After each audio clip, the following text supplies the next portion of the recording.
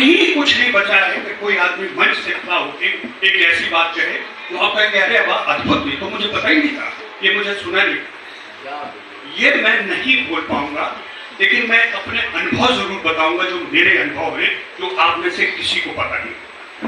जिस जिंदगी को मैंने जिया है, मेरे सामने तिवारी जी हैं, बुंदेलखंड विकास मोर्चे का जब मैं काम कर रहा था, अब इतनी मदद की, बगैर पढ़े ये दस्तखत कर देते थे। सर एक बात मुझे भरोसा है तुम बुंदेलखंड के लिए काम कर रहे हो, गलत काम नहीं करो। एक साल हमने बुंदेलखंड को रौंद डाला, वो अलग बात है। मैं आपके कार्य की बात कर रहा हूँ कि इतनी विश्वसनीयता जब एक प्रमुख सचिव आप पर हो तो निश्चित तौर पर आपको लगता है कि आप सही रास्ते पर जा रहे हैं, आप भटक दिया। बॉम्बे जब मैंने सिनेमा छोड़ा, आप सोच नहीं सकते, मैं और कंवल जी दो ऐसे एक्टर थे जो अपनी टेलीविजन में बिल्कुल ऊपर थे, और जरूरत से ज्यादा, जरूरत से 10 गुना ज्यादा पैसा मिलना शुरू हुआ था। लेकिन कहीं ना कहीं दर्द ये था कि मैं ये करने तो दिखना ही नहीं था। उस टेलीविजन में जहां मैं खड़ा हूं, उसके कॉस्ट्यूम किसी और ने डिजाइन किए, लाइट किसी और की, मैं खड़ा हूं किसी और ने तय की है, शब्द जो मैं बोल रहा हूं वो किसी और ने लिखे हैं, जो मुझे संचालित कर रहा है माने डायरेक्टर वो कोई और है। मेरा बिल्कुल वही उपयोग है एक्टर का जैसा इस स्टेट का है। इसको यहाँ खड़ा कर दो तो यही खड़ा रहेगा, या उसको उधर खिसका दो तो वही रहता है। अब मुझे लगा जिंदगी तो बीमारी है। जब डायरेक्टर को ये नहीं पता कि अगला सीन क्या है और पिछला सीन क्या था, तब आप क्या कुछ नहीं करते, अटूट है। उन्हीं दिनों सौभाग्य से बुंदेलखंड मुक्ति मोर्चा का एक आंदोलन चल रहा था, और मुझे लग रहा था कि मुझे बुंदेलखंड जाना चाहिए। बुंदेलखंड एक ऐसी जगह है, अलग राज्य की बात नहीं यहाँ की, उस वक्त सिनेमा को लेकर मेरा मन में था कि बुंदेलखंड में कहीं ना कहीं सिनेमा को खोजा जा सकता है, क्रिएटिविटी को ढूंढा जा सकता है। हमारी भाषा इतनी नौनी, इतनी प्यारी, गाँव में बोलते हैं लोग, एक भाषा के नाते अगर कछ कर सकता तो तुम, और वो मेरे मन में आया। बुंदेलखंड मुक्ति मोर्चा बहाना था, और मैं पहली बार झांसी में स्वतंत्र बुंदेलखंड, अपना राज्य बुंदेलखंड, राष्ट्र को लेकर जब हम आए, तब मुझे अपने बुंदेलखंड का दुख दर्द पता चला। बुंदेलखंड के दमोह से लेकर दतिया तक तमाम नेता आए, और उन्होंने पूरी हफ्ते 7 नदियों का पानी नहीं, 4 जगह बिजली बनाते, बिजली नहीं। इतना हमारे पास प्राकृतिक संपदा है, भूखमरी हमारे पास, बेरोजगारी हमारे पास, स्वास्थ्य सेवा, ये मैं उस वक्त की बात कर रहा हूँ। स्थितियां बदली। तब मुझे लगा कि इस वक्त अगर मैं इससे जुड़ गया, कोई आदमी बहुत महान कार्य कर रहा है, अगर आप खुद नहीं कुछ कर रहे हैं तो उसके बगल में खड़े हो जाओ तो वो महान कार्य का कुछ पुण्य आपको भी मिलता है। इस सोच के साथ मैं बुंदेलखंड मुक्ति मोर्चा से जुड़ा, और मेरा व्यवसाय खत्म हो गया। मेरे पार्टनर ने मुझे निकाल दिया, मेरे बीवी बच्चे मुझसे परेशान हो गए कि तुम पागल हो यार, एक तो रहते खूब आओ नहीं हम मुंबई से, और आओ तो अगर सिनेमा में काम मिल जाए तो कुछ छोड़ नहीं है, तो मैं काम भी मिल गया, घर भी मिल गया, तुम छोड़ दो फिर जा रहे। यही बात मैंने तिवारी जी, हिंदी जी जब से कैफे आदमी की हमारी बैठ हुई, हमने कहा धंधा चलो बुंदेलखंड में जरूरत है, आप जैसे लोगों की हम सब चले तो बुंदेलखंड खड़ा हो जाए एक बार फिर से 1947 की पहले वाली हमारी जो स्थिति की हो जाए। राजा दोस्त याद है तुम ससुर दुश्मन, हमने कहा होगा, अरे बोले साले मच्छर से कीचड़ से किसी तरह से बच के निकले तो फिर उधर ले जा रहे हैं। ये सोच है हमारी।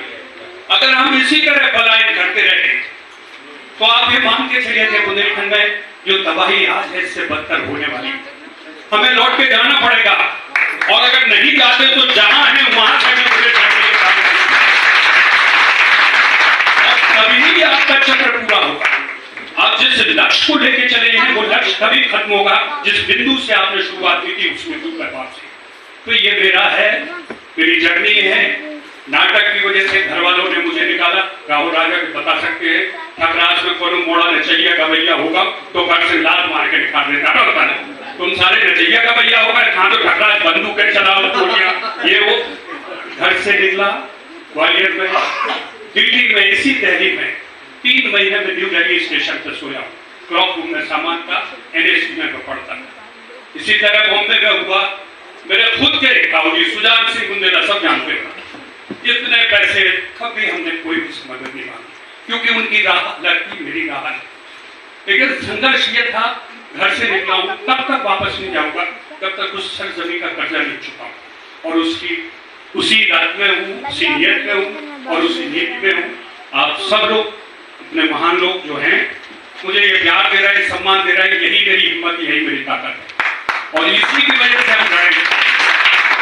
वही मैं अब मिश्रा जी से भी कह रहा था कि जब तक बुंदेलखंड राज्य नहीं बनेगा, हमारे हाथ में हमारे खनन की, जो हमारे पास संपत्ति है उसकी मॉडर्निटी हमारे पास नहीं होगी तो हम कभी कुछ नहीं कर पाएंगे।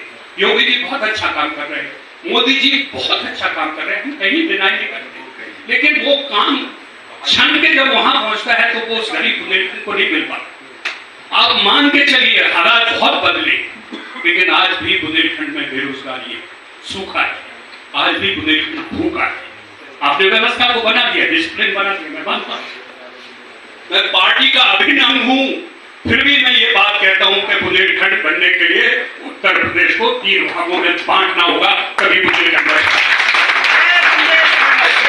ये जो 4 लेन बन रही है, ये 4 लेन बन रही है, ये वहां की जो आप कह रहे पहाड़, वो सब पेड़ टूट गए, ये उसी की देन है। पूरी की पूरी आपकी बजरी, पूरी की पूरी आपकी गिट्टी, कानपुर, आगरा, ये सब वहीं से तो जाइए आप इसी 4 लेन में, दोनों तरफ देखिए लाल के लाल जो हमारे पत्थर थे, लाल मिट्टी के जो पहाड़ के पत्थर थे, सब खत्म, 100-100, 200 ट्रक एक साथ निकलते, हमें लगता है हमारी छाती से ये सब लूट के लिए जा रहे हैं। ये भी हमारे भाई हैं। हम नहीं कहते कि देश में किसी तरह का अन्याय हो, लेकिन जो आदमी पहले से भूखा हो, उसके घर में पूरी संपदा हो, और फिर हमारी संपदा हमारे लोग लेके जाए, हमें भूखा ही छोड़ के जाए, तो इसका क्या मतलब? कहीं कुछ ऐसा तो होना चाहिए कि अगर हमारे पास 7 नदियां हैं, उस 7 नदियों के पानी की मॉनिटरिंग हम करें कि पहले पानी यहाँ आएगा। आप 4 जगह बिजली बनाते, उस बिजली की व्यवस्था वहां का आदमी करे, हमारा ही सीएम हो, हमारा ही डीएम हो, हमारा ही दरोगा हो और हमारा ही चपरासी हो। ये प्रक्रिया कब हो तब देख।